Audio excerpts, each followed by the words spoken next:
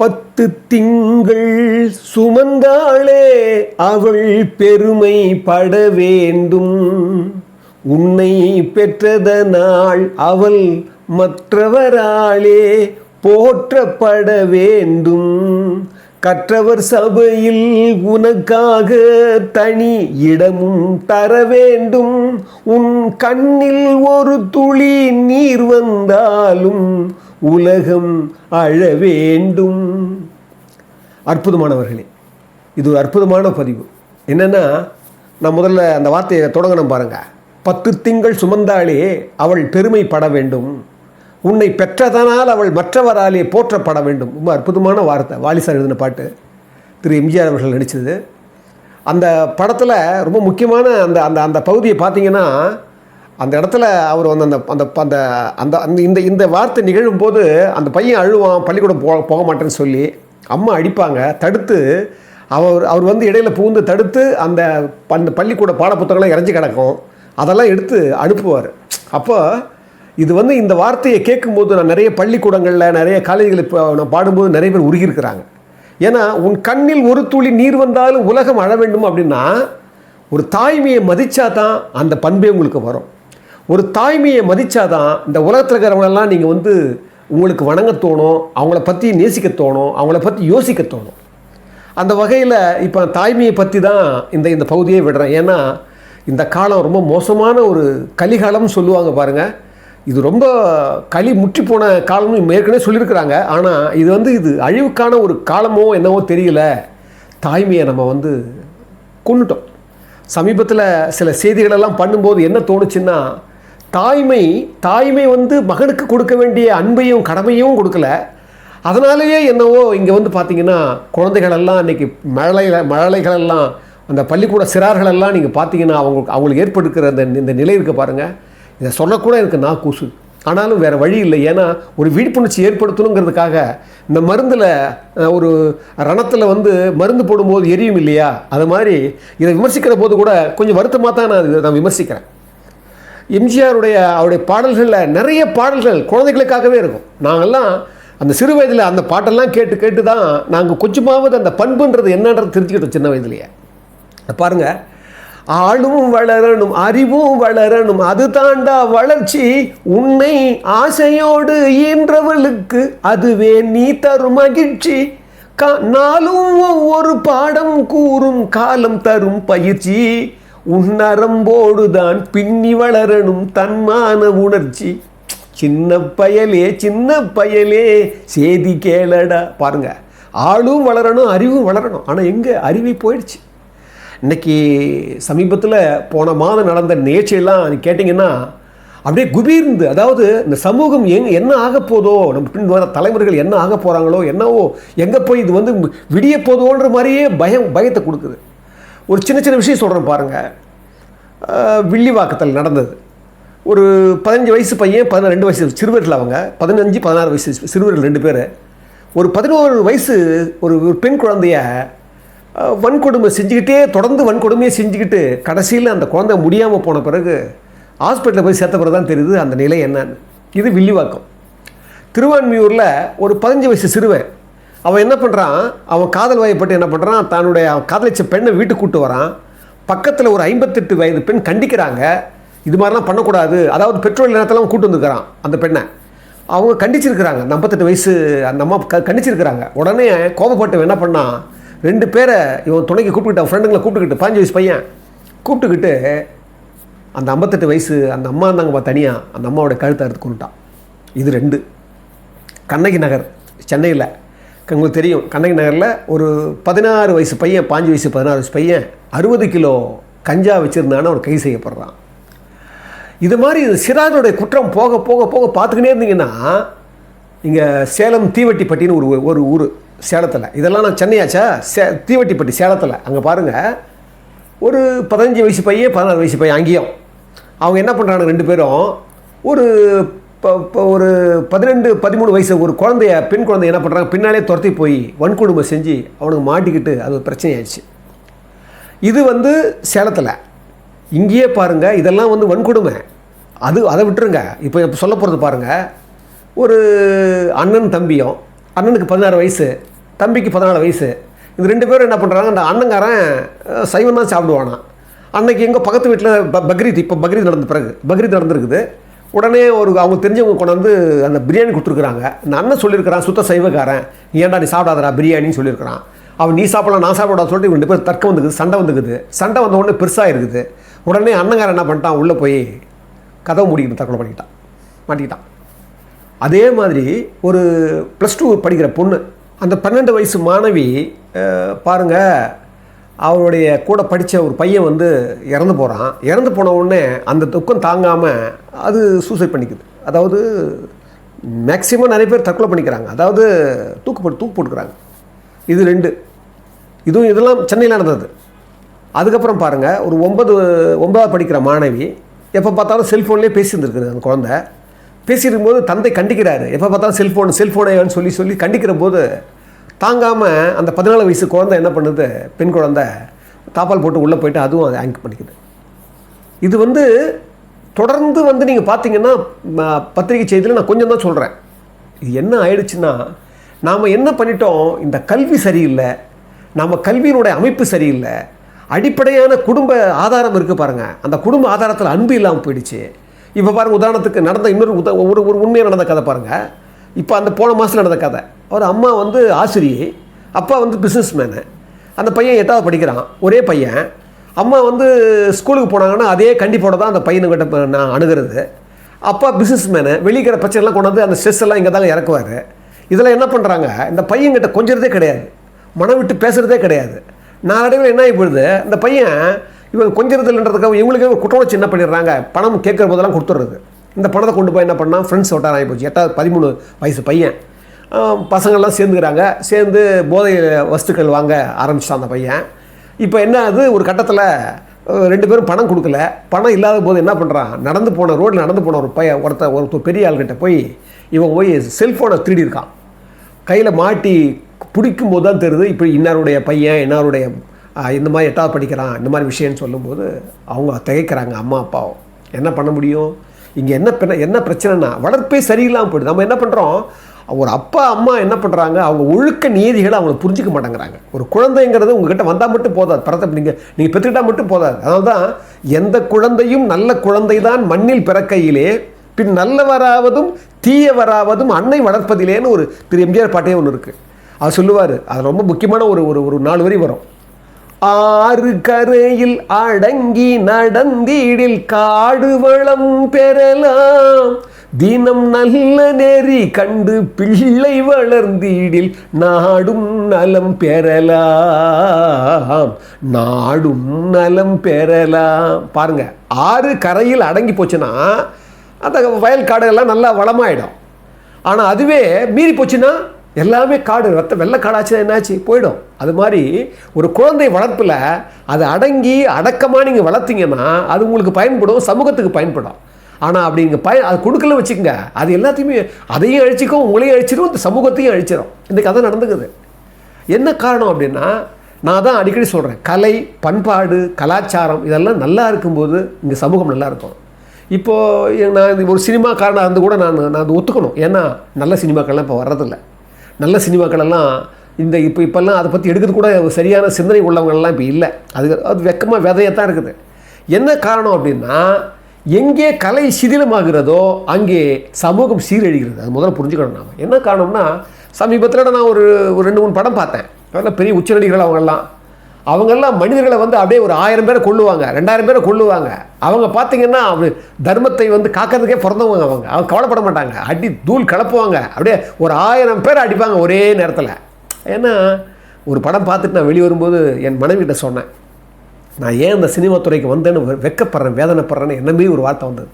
என்ன பண்ணுறது, அது மாதிரி நீங்கள் நிலையில் இருக்கிற போது இந்த குழந்தைகள்லாம் படுற அவஸ்தையை பார்க்கும்போது நாம் எங்கே தவறு செஞ்சுருக்கிறோம், இது என்ன சரி பண்ண போகிறோம், எப்படி பண்ண போகிறோம்னு நமக்கு தெரியவே இல்லை. என்ன இப்போ பாருங்கள், ஒரு 4 நாளைக்கு முன்னால் நடந்த கதை. திருவொற்றியூரில் அந்த பையன் ரிதேஷ்னு பேர், கல்லூரியில் பிஎஸ்சி 3வது வருஷம் படிக்கிறான். அந்த அம்மா பத்மா 45 வயசு, அப்பா முருகன் ஏமனில் வந்து ஒரு லிஃப்ட் ஆப்ரேட்டராக இருக்கார். அவருடைய தம்பி சஞ்சய் 10வது படிக்கிறான். 4 பேர், நல்ல குடும்பம். பாவம், அவர் ஏமனில் இருக்கிற அப்பா வந்து 50,000 ரூபா மாதம் சம்பாரிச்சிங்க அனுப்புகிறாரு. அந்த அம்மா அக்குபஞ்சருடைய அந்த பணி புரிஞ்சுக்கிட்டு ஒரு 16,000 ரூபாய் சம்பாதிக்கிறாங்க. நம்ம பிள்ளைகள் நல்லா வளர்க்கணுங்கிறதுக்காக எல்லாத்தையும் விட்டுட்டு அவங்க போய் எல்லாம் பண்ணும்போது அந்த பையன் பாருங்கள், அந்த பிஎஸ்சி சொன்ன டாட்டா அனாலிசிஸ்னு ஒரு அந்த 3வது வருஷம் படிக்கிறான். 14 பேப்பரை வந்து பாஸ் பண்ணல. அந்த அம்மா வருத்தப்பட்டு சொல்லுது, வருத்தப்பட்டு படுறான்னு சொன்னதால் என்ன பண்ணுறான், நீங்கள்லாம் படிச்சிருப்பீங்க, ரொம்ப அதை படிக்கக்கூட முடியல. அதாவது போன 20ஆம் தேதி என்ன பண்ணுறான், தூங்கிட்டு இருக்கிற போதே தன்னுடைய அம்மாவுடைய கழுத்தையும் தன்னுடைய தம்பியினுடைய கழுத்தையும் அறுத்து போட்டுறான்.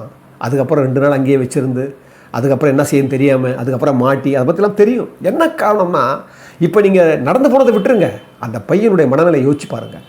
இன்றைக்கி திரும்புகிற பக்கமெல்லாம் ஒரு காலத்தில் என்ன பண்ணுவோம், சிறார்களுக்கு தான் பாதுகாப்பு வேணும்னு சொல்லிட்டு இருந்தோம். ஆனால் இப்போ என்ன, சிறார்களால் யார் பாதிக்கப்பட போகிறாங்களோ, யார் பாதிக்கப்படாமல் இருக்க போகிறாங்களோன்ற மாதிரியே ஒரு பயம் வந்துடுது. என்ன காரணம் அப்படின்னா, இன்றைக்கி இருக்கிற சமூகத்தினுடைய அந்த கட்டமைப்பு இருக்குது பாருங்கள், இங்கே வந்து தரவுகள் போயிடுச்சு, மாண்புகள் போயிடுச்சு, அந்த ஒழுக்க நீதிகள் போயிடுச்சு, அறநெறி போயிடுச்சு, இங்கே இருக்கிற அன்பு போயிடுச்சு, இதெல்லாமே சிதிலமாகி போச்சு. இப்போ நம்ம என்ன பண்ணிட்டோம், வணிக கல்வி, போட்டி கல்வி, முதன்மை கல்வி, இதே தான் ஃபஸ்ட்டாவா ஒன்றுமே கிடையாது. அடிப்படையே போயிடுச்சு. அடிப்படையின்றி கட்டிய மாளிகை காற்றுக்கு நிற்காது, ஞாபகம் வச்சு, காற்று கூட நிற்காது, அது பூச்சி போயிடும். இன்னைக்கு சமூகம் புறையோடி போயிருக்கிறது. போன பொதுத் தேர்வில் போன வருஷம் 2023, 2022, 2023 1 லட்சம் பேர் பொதுத் தேர்வு எழுதலை. என்ன ஆனாங்கன்னு தெரில, எங்கே போனாங்கன்னு தெரில. இப்போ இந்த 2023, 2024 கிட்டத்தட்ட 35,000 பேர் பொதுத் தேர்வு எழுதலை. ஏன்னா நமக்குள்ள அந்த சமூக பிரஞ்சையை வந்து நம்ம என்ன நினச்சிக்கிறோம், நம்ம வெளியே பார்க்குறதெல்லாம், வெளியே கேட்குறதெல்லாம், வெளியே நம்ம படிக்கிறதெல்லாம் நம்ம என்ன நினச்சிக்கிறோம், அது ஒரு செய்தியாக தான் நினைக்கிறோமே தவிர நமக்கு ஏற்படுற ஒரு வருத்தமாகவோ துன்பமாக கூட நம்ம நினைக்கிறது இல்லை. அதுதான் முதல் குற்றம். என்ன பாருங்கள், மக்கள் சிறப்பில் வைப்பார் ஐயா, ஈன்ற பொழுதின் பெரிதுவக்கும் தன்மகனை சான்றோன் என கேட்ட தாயின்வாங்க. ரொம்ப அற்புதமான குரல் அது. அதாவது அவங்க பிறக்கிற போது, ஒரு குழந்தை பிரசவமாகிற போது என்ன சந்தோஷம் அடைஞ்சாலோ அதை விட பெரிதுவக்கமா யாருக்கு, அந்த தாய்க்கு தன் மகன் நல்லவன், சான்றோன், அந்த ஒரு சமூகத்தில் ஒரு நல்லவனாக இருக்கிறான், சான்றோன் எனக்கு பேர் பெற்றானா, அந்த இன்பம் அவனுக்கு கொடுக்கணும் நாம். ஆனால் நம்ம என்ன பண்ணிட்டோம், நாமும் பெத்த வழியாக இருக்க ஆரம்பிச்சிட்டோம். நம்ம என்ன பண்ணுறது, ஒரு 18 வயசு 20 வயசுலேயே நம்ம என்ன பண்ணி போடுறோம், இதெல்லாத்தையும் கொண்டு வரது நம்ம தான் காரணம். அவங்க மேலே தப்பு சொல்ல முடியாது. நாம் வளர்த்த நாம் வந்து எடுத்துக்காட்டாக வளர வேண்டிய நம்ம எடுத்துக்காட்டாக வளரலை. அதனால தான் திரு எம்ஜிஆர் அவர்கள் வந்து, நான் ஏன் திரு எம்ஜிஆர் சொல்கிறேன்னா, அவருடைய படங்களெல்லாம் நீங்கள் பாருங்கள், தாய்க்கு பின்தாரம் டைட்டில் வைப்பார், தாய் சொல்லை தட்டாதி, தாய்க்கு தலைமகன். அவருடைய படங்களெல்லாம் நீங்கள் பாருங்கள், இந்த தாயை முதன்மை வச்சு தான் பேசுவார். ஒரு தாய் இருக்கும், தாய் பேச்சை மீற மாட்டார். அதே போலவே வாழ்க்கையிலையும் தன்னுடைய தாய்க்கு, தன்னுடைய ராமாவரம் தோட்டத்தில் ஒரு போகிற வழியிலேயே அங்கே வந்து தனியாக ஒரு கோவில் கட்டியிருந்தார். தாயை போய் வணங்கிட்டு தான் அந்த சிலை வணங்கிட்டு தான் வெளியே வருவார். மூகாம்பி அம்மா கூட என் தாயைத்தான் பார்க்குறேன்னு சொன்னவர் அவர். ஏன்னா அந்த தாய்மையை நம்ம விட்டுட்டோம். பாருங்கள், அவருடைய பாட்டிலே ஒரு பாசம்னு ஒரு படம், அதிலே சொல்லுவார், எல்லாம் எனக்குள் இருந்தாலும் என்னை தனக்குள் வைத்திருக்கும் அன்னை மனமே என் கோவில், அவளே என்றும் என் தெய்வம், அன்னை மனமே என் கோவில், அவளே என்றும் என் தெய்வம். ரொம்ப அற்புதமான பாட்டு. எல்லாம் எனக்குள் இருந்தாலும், ஏன்னா ஒரு தாய் தான் முதல்ல ஒரு குழந்தைக்கு கண்கண்ட தெய்வம். தாக்கரே சொல்லுவார், ஒரு குழந்தைக்கு முதல்ல பார்க்குற தெய்வம் எதிரானா தாய் தான், அது தாக்கரே சொல்லுவார். அதே போலவே தாய் தான் ஒரு மனிதனை உருவாக்குகிறாள் அப்படின்னு ஒரு மெர்சன் ஒரு அறிஞர். ரொம்ப அற்புதமான வாக்கியம் அது. அதே போல் இன்னொரு அறிஞர் சொல்லுவார், ரொம்ப அற்புதமான குரல், ஒரு நல்ல தாய் 100 ஆசிரியர்களுக்கு சமம் அப்படின்னுவார். அப்போ என்னென்னா தாய்மை. அப்போ அந்த தாய்மையை நம்ம என்ன பண்ணிட்டோம், தாய்மையை போடுற மறந்துட்டோம். நடிகர் சிவகுமார் காரங்க இப்போ இருக்கார் பாருங்கள், அவர் சொல்லுவார், ரொம்ப அற்புதமான ஒரு ரெண்டு நிகழ்ச்சி சொல்லுவார் எம்ஜிஆரை பற்றி. நான் 1966 காவல்காரன் படத்துக்கு நான் வந்து முதல்ல பார்க்க போகிறேன். அவர் சின்ன பாத்திரம், தம்பி பாத்திரம் எனக்கு. அந்த படம் பண்ணும்போது ஸ்டுடியோவுக்கு நான் போனால் எனக்கு யாரும் அறிவிப்புறதுக்கு இல்லை, கிடையாது. நான் போனவொன்னு நான் தான் நடிக்க போகிறேன்னு சொல்லியிருக்காங்க. அப்புறம் 2-3 படம் தான் பண்ணியிருக்காரு அவர். நான் தான் நடிக்க போகிறேன்னு சொன்ன உடனே என்னை முதல்ல உட்காந்துட்டு இருக்கிறாரு. என்னை பார்த்த உடனே திரு எம்ஜிஆர் அவர்கள், சின்ன பையன், என்னை எழுந்து நின்று வரவேற்றார். முதல் சேர் கொண்டாந்து கொடுத்து எனக்கு சேர் போட்டு தான் உட்காந்தாரு. அந்த பண்பு என்னை வியக்க வச்சுது. அப்போது முதல்ல எப்படி எங்களுக்குள்ள பெரிய பரிச்சை ஏற்பட்டுச்சுன்னா, அப்போ 2 பேரும் அம்மாவை பற்றி பகிர்ந்துட்டாங்களாம். அம்மா இவர் விசாரிக்கிற போது அம்மாவை பற்றி சொல்கிறாராம் திரு சிவகுமார். அதே போல் அவரும் எம்ஜிஆர் சொல்கிறாராம். எம்ஜிஆர் அப்போ சொன்னாராம், இதை எங்கே சொல்கிறாருன்னா, அது பின்னால் வந்து சுடப்பட்டு அவர் ஹாஸ்பிட்டலுக்கு போகும்போது அங்கே அது நினைவுபடுத்த அதை தான் இங்கே சொல்கிறார். என்னென்னா இங்கே முதல்ல வந்துடுறாரு, படத்தில் நடிக்கிறார். நடித்த பிறகு 1967 ஜனவரி மாதம் 12ஆம் தேதி அவர் எம்ஜிஆர் சுடப்பட்டு ஹாஸ்பிட்டல் இருக்கிறாரு. அப்போ அவர் வெளியூரில் இருக்கார். அதுக்கப்புறம் சிவகுமார் சார் வந்த உடனே இங்கே வந்து சந்திக்கிறாரு. சந்திக்கும் போது பார்த்தா டெய்லி ஹாஸ்பிட்டலுக்கு போகிறாரு. ஒரு 3 தடவை டெய்லியில் ஒரு அந்த 3 வாரமாக போகிறாரு. அந்த நோட்லேயே எழுதி வரணுமா, அவ்வளோ கூட்டமாக அது. அப்போ 3வது வாரம் போகும்போது சரி நம்ம மேலே போய் பார்க்கலாமே, முதல் மாடியில் போய் பார்க்கலாமேன்னு சொல்லி அந்த மாடிக்கு போகிறாரா. திரு ஆரியவரப்போ தான் இருந்தாராம். பண்ண உடனே இது மாதிரி அண்ணன் பார்க்கணுன்னு சொன்ன உடனே இல்லை நீ பார்த்தீங்கன்னா பேசுவார், வேணாம் இன்னொரு நாளைக்கு பார்க்கலாம் சொல்லிட்டு போகும்போது ஏமாற்றமாக திரும்பினேன். அப்புறமா என்ன சொன்னார் வீரப்பன் அண்ணா, என்ன சொன்னார், பரவாயில்ல நீ எங்கே தொலைவிருந்து பார்த்துட்டு போ சிவகுமார்னு சொல்லி கூப்பிட்டாரு. நான் போகிறேன். போனால் 2 பேர் வாசலில் நின்றுட்டுருக்கிறாங்க. அந்த நேரத்தில் பார்த்தீங்கன்னா சில அமைச்சர் எம்எல்ஏக்கள்லாம் வந்து போகிறாங்க, அரசியல் சார்ந்தவங்க. என்னை பார்த்துட்டாரு, சிவகுமார் தானே நீ அப்படின்னாரு. அந்த நிலையில் கூட என்ன சிவகுமார் தான் கூப்பிட்டாரு, உள்ளே கூப்பிட்ட உடனே முதல்ல அவர் கேட்டது அம்மா எப்படி இருக்காங்க, அதைத்தான் முதல்ல கேட்டார். அவர் சொல்கிறாரு, உருக்கமாக எழுதுவார். அந்த நிலையில் கூட எல்லாத்தையும் வந்து அந்த ஒரு அம்மாவை பற்றி தான் கேட்டார் அவர். ஏன்னா எங்கள் அம்மாவை பற்றி நான் சொல்லியிருந்தேன். ஏன்னா அந்த தாய்மையை பற்றி 2 பேரும் போட்டி போட்டிருக்காங்க. அப்போ சொல்கிறாராம் எம்ஜிஆர் சிவகுமார் அப்போ சொன்னாராம் அந்த காவல்காரன் பீரியடில், எங்கள் அம்மா வந்து நாங்கள் வந்து பிழைப்புக்காக நாங்கள் நாடகம் நடத்துறதுக்கு பர்மாவுக்கு போகிறோம். எங்கள் அம்மா கப்பல் எங்கள் ஏற்றி விட்டுட்டு கப்பல் அந்த கரையில் இருந்துக்கிட்டு அழுகுறாங்க, நாங்கள் அழுகுறோம். அந்த தவிப்பை பார்க்கவே முடியலன்னு இவர் நினைவுபடுத்தினாராம். அதே போல் இவர் சொன்னாராம், நான் வந்து ஓவிய கல்லூரியில் படிக்கிற போது நான் வந்து சுற்றுலா போயிட்டு வந்தேன். போய் ஊருக்கு போனால் அங்கே தான் அப்போ தான் எனக்கு தெரியுது எங்கள் அம்மா வந்து கை உடஞ்சி போச்சு, இடையில கை உடஞ்சி போய் பிழைக்க முடியாது சொல்கிற அளவுக்கு வந்திருக்கிறாங்க. ஆனால் என் பையனுக்கு சொல்லாதீங்க, அவன் வந்துடுவான், அவன் படிப்பு கெட்டு போயிடும் சொல்லிட்டு அந்த மனசை கல்லாக்கிக்கிட்டு அவங்க அப்படியே இருந்திருக்கிறாங்க. அது அப்போ தான் எனக்கு தெரிஞ்சுது. அப்போவும் வருத்தப்பட்டேன். அப்போ 2 பேரும் சொல்லிக்கிறாங்களாம், இவங்க தாங்க முடியாமல் எதையுமே சத்தியமாக வந்து உடனுக்குடனே செஞ்சிருவாங்களாம், வெளிப்படுத்திடுவாங்களாம். ஆனால் இவர் பாருங்கள் கல் மனசாக வச்சுக்கிட்டு பண்ணுவாங்களாம். இப்படிப்பட்ட ஒரு தாய்மையை அதுதான் எங்களை சேர்த்துது, அதனால தான் என் மேலே ஒரு பரிவு அதிகமாக இருந்ததுன்னு குறிப்பிடுறாரு. அதை போலவே அவர் பாருங்கள் தாய்மையை மதிக்கிறது இன்னொரு பண்பு சொல்கிறார்.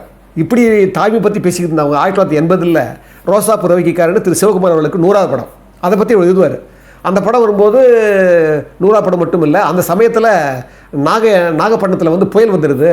அந்த புயலுக்காக நான் வந்து ஒரு 10,000 ரூபாய் நிதி கொடுக்கணும்னு சொல்லிட்டு நான் திரு எம்ஜிஆர் அவர்களுக்கு நான் ஃபோன் பண்ணேன். அப்போ உடனே அவர் கோட்டைக்கு வர சொன்னார். நான் கோட்டைக்கு வர சொல்லும்போது நான் அம்மாக்கிட்ட சொன்னேன், அம்மா நான் திரு எம்ஜிஆரை பார்க்க போகிறேன் வரீங்களான்னு சொன்னோன்னே அவங்க எதையுமே பெருசாக ஆவலாக எடுத்துக்காதவங்க உடனே போய் எல்லாத்தையும் துணி மாற்றிக்கிட்டு கூடவே வந்தாங்க. நாங்கள் 2 பேரும் வந்துட்டு இருக்கிறோம். கீழே வந்து முதல் மாடியில் இருக்கார் திரு சிஎம்மாக இருக்கிறார் எம்ஜிஆர் அவர்கள். நாங்கள் 2 பேரும் வந்த உடனே அவங்க முதல் மாடியை விட்டுட்டு அங்கேருந்து கீழே கடகடன்னு இறங்கி கீழே இருந்து திரு எம்ஜிஆர் அவர்கள் கூப்பிட்டு போனாராம் மேலே. அதை குறிப்பிடுறார். ஒரு தாய்மைக்கு கொடுக்குற மதிப்பு என்ன பாருங்கள். ஒரு தாய்மைக்கு அவர் அப்படி ஒரு மதிப்பு கொடுப்பாராம் திரு எம்ஜிஆர் அவர்கள். இதெல்லாம் சொல்லும்போது என்ன ஆகுதுன்னா நம்ம தாயை நம்ம மதிக்கிறோமான்றதை முதல்ல நம்ம பார்க்கணும். தாய்மையை மதிங்க. என்னுடைய தம்பி இருக்கார், நான் இங்கே வந்து சென்னையில் இருக்கிறேன். என் தம்பி என்னோட நாகராஜன் பேர், 3 வயசு சின்னவர். அவருக்கு அந்த பாக்கியம் இருக்குது. நான் என் தாய் கூட இருக்க முடியல, என் தாயை நான் காப்பாற்ற முடியல. ஆனால் அவர் தான் 3 வேளை சோறு போட்டு அந்த அடிக்கடி பணத்தை கொடுத்து அடிக்கடி நான் சொல்லுவேன் என் தம்பிக்கிட்ட அடிக்கடி, உனக்கு அந்த பாக்கியம் கிடச்சிருக்கு, எனக்கு கிடைக்கல. நம்ம பணம் அனுப்பலாம், கொடுக்கலாம். ஆனால் அந்த பணத்தை விட கூட இருந்து ஆதரித்து அவருக்கு வந்து அந்த செஞ்ச பாக்கியம் தம்பிக்கு தான் கிடச்சிருக்கு. அதுவே எனக்கு ஒரு குற்ற உணர்ச்சியை என்றைக்குமே குத்திக்கிட்டு இருக்கோம். அதுபோல் தாய்மையை நம்ம மதிக்க தவறிட்டோமேன்றது தான் நான் இந்த வேதையைத்தான் நான் அந்த பதிவில் சொல்கிறேன். ஏன்னா அவங்கெல்லாம் தாய்மையை மதித்ததால் தான் சின்னப்பா தேவர், திரு சிவகுமார், திரு எம்ஜிஆர், இவங்க எல்லாருமே தாயை மதித்தவங்க. தாய்மைன்னு அப்போது அந்த தாய்மையை நம்ம மதித்தாதான் மதிக்க வேண்டிய ஒரு காலகட்டத்தில் நினைவுபடுத்தியாவது நம்ம தாய்மை மதிக்கணும். அதனால தான் எம்ஜிஆர் அவர்கள் பாட்டி சொல்லுவார், ஆதி அந்தமும் அவள்தான், நம்மை ஆளும் நீதியும் அவள்தான், அகந்தையை அழிப்பாள், ஆற்றலை கொடுப்பாள், அவள்தான் அன்னை மகா சக்தி, அந்த தாய் இல்லாமல் நான் இல்லை, தானே எவரும் பிறந்ததில்லை. பாருங்க என்ன அற்புதமான பாட்டு. அதனால தான் நான் அடிக்கடி எல்லா பதிவுகள்லையும் தாய்மையை பற்றியும் அன்பை பற்றியும் அறத்தை பற்றியும் சொல்லிகிட்டே இருக்க காரணம் என்னென்னா, நம்ம வளர தலைமுறைக்கு கொஞ்சமாவது நாம் திருப்பணும்னா நம்ம வேறு வழி இல்லை. நாம் நன்மைகளையும் நல்லவைகளையும் விதைச்சிக்கிட்டே போகணும். இந்த விதைக்கிறது தான் இந்த தமிழ்த்தி. எனவே அன்புள்ளம் கொண்டவர்களே, இந்த தாய்மையை பற்றியும் ஒரு தாய்மன்றது எப்படிப்பட்ட ஒரு கருணையானது பற்றியும் தெரிஞ்சுக்கிறதுக்கு இதை ஒரு வாய்ப்பாக பயன்படுத்தி எல்லாருக்கும் பரவி விட்டு எல்லாருக்கும் இதை வந்து ஷேர் பண்ணுங்கள். இது வந்து இதை மாதிரி நம்ம உண்மையிலே பிரார்த்தனை பண்ணி நம்ம வெளியே சொன்னால் மட்டும் போதாது, நாமளும் நம்ம பிரார்த்தனை பண்ணி முயற்சி பண்ணி இது குறித்த விழிப்புணர்ச்சி ஏற்படுத்தினா தான் நாம் வளர தலைமுறைகளுக்கெல்லாம் ஒரு நல்ல வழி காட்ட முடியும்னு சொல்லி இந்த அற்புதமான இந்த பதிவை உங்கள் முன் நான் சமர்ப்பிக்கிறேன். அன்புள்ள மிக்கவர்களே, இந்த தமிழ்த்தீக்கு நான் வந்து ஒரு அறம் சார்ந்த, ஒரு நெறி சார்ந்த, ஒரு உண்மையும் சத்தியமும் சார்ந்த விஷயங்களை தான் நான் வந்து இதில் பதிவிடணும்னு நினைக்கிறேன். இந்த சமூகத்தினுடைய மேன்மைக்காகவும் நல்லவர்களுடைய மேன்மைக்காகவும் திரு எம்ஜிஆர் அவர்களும் அவருடைய சுற்றி இருக்கிற மாதிரி அவரை போன்றவர்களை மட்டுமே நாம் அதிகமாக முன்னிறுத்தி, திரு மகாத்மா காந்தி இவங்களை போன்றவர்களாம் முன்னிறுத்தி நாம் நல்ல விஷயங்களை சமூகத்துக்கு பரப்புன்றதுக்காக தான் இந்த தமிழ்த்தி பாடுபட்டுருக்குது.